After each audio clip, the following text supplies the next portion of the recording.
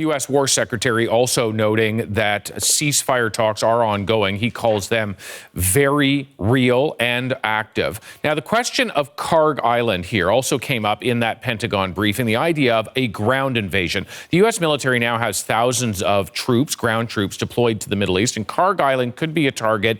It is heavily defended, but it's used by Iran for 90% of its fuel exports. Ships go there. So if the Americans were to take it, how would they do it? It would start with this ship, the USS Tripoli, that has somewhere in the area of 2,500 to 3,000 Marines embarked on board. You see helicopters, other vessel or other aircraft on board this very large ship. They would be transferred to Karg Island. How would they get there? There are a number of means to do that. The first is an Osprey aircraft. You see it here. It can land like a helicopter, but also take off like a plane. Its rotors tilt into the upright position. You see a scenario where Marines could be deployed onto the land in that sense. There are other ways to get them there, though. Helicopters, one of them. So is the landing craft air cushion, they call it, a hovercraft that brings vehicles and assault troops to shore very rapidly. There are multiple of these LCACs on board that USS Tripoli.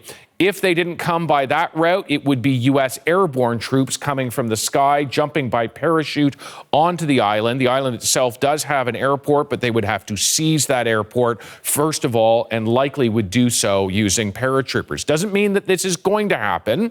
The U.S. War Secretary saying they don't communicate their intentions to their enemy, particularly when you're talking about trying to secure areas around that Strait of Hormuz. And just to the northwest of that area is Karg Island itself. This is a key part of the U.S. strategy. Now, that would be a significant escalation in the conflict.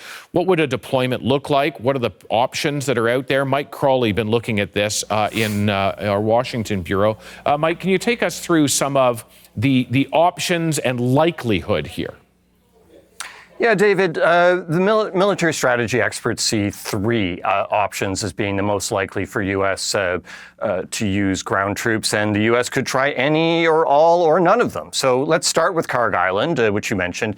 You know, it's at the northern end of the Persian Gulf, right? So that makes it about 500 kilometers away from the Strait of Hormuz, but it would be a target because it's the departure point for roughly 90% of Iran's crude oil exports. So occupying it would be pretty big leverage for the U.S., given how central oil is to Iran's economy.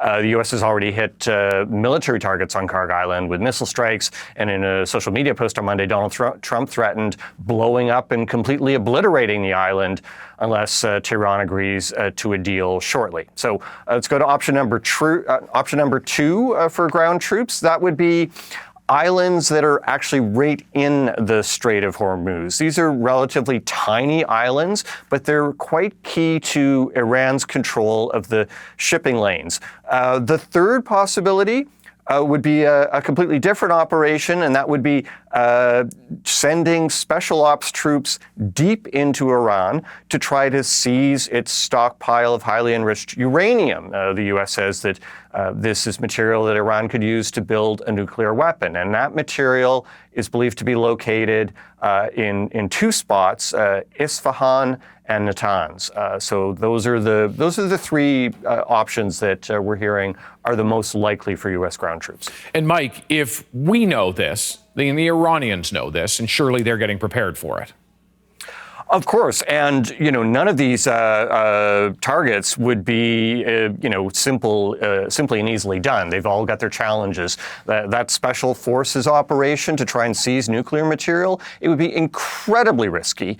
Iran's obviously guarding those locations with a lot of military resources. There's actually been some reporting, David, that back in the Obama administration, Israel proposed this kind of an operation, and the U.S. at the time dismissed it as crazy.